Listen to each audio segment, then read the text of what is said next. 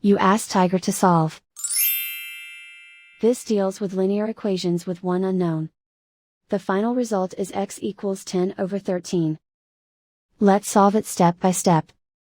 Simplify the expression. Group like terms. Simplify the arithmetic.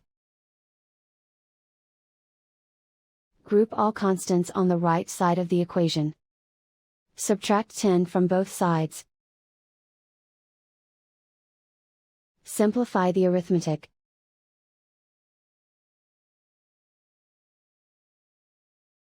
Isolate the x. Divide both sides by -13. Cancel out the negatives. Simplify the fraction.